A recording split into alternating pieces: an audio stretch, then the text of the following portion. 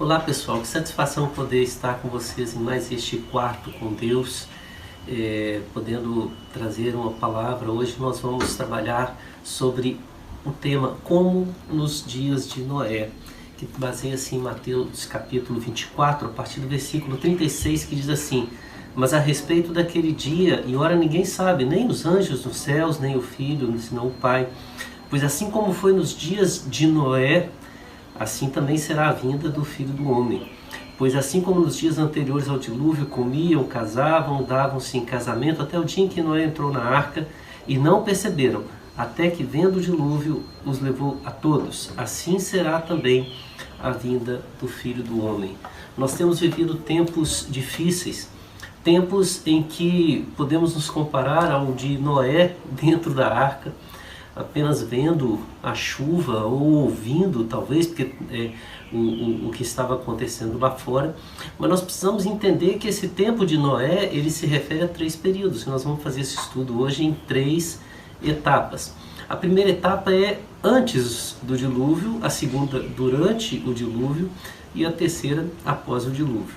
Para esse período anterior ao dilúvio, eu quero me lembrar de uma cena que aconteceu comigo há aproximadamente 4 anos e pouco. Existe um evento meteorológico chamado Russo, e é muito interessante este evento, que ele é como se fosse uma neblina que surge do nada e passa, depois vai embora. É rápido. E eu estava num determinado local, despreparado para aquela situação, quando de repente eu vi aquele evento vindo na minha direção.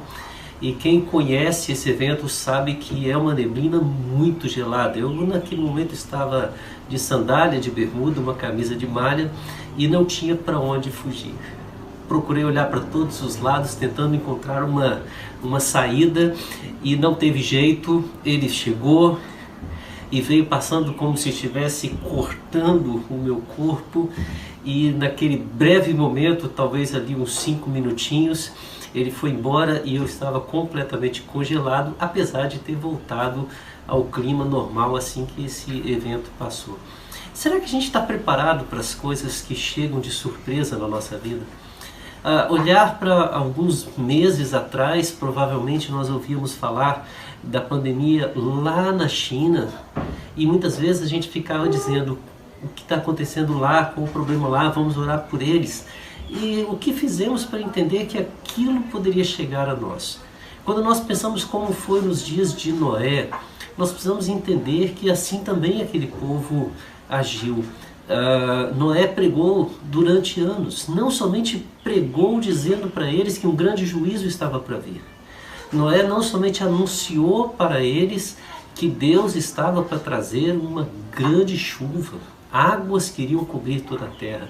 Noé mostrou a sua fé através da confecção da arca, mostrou através das suas palavras, e como Mateus registra, o povo casava, dava em casamento, ou seja, eles mantiveram toda a sua rotina.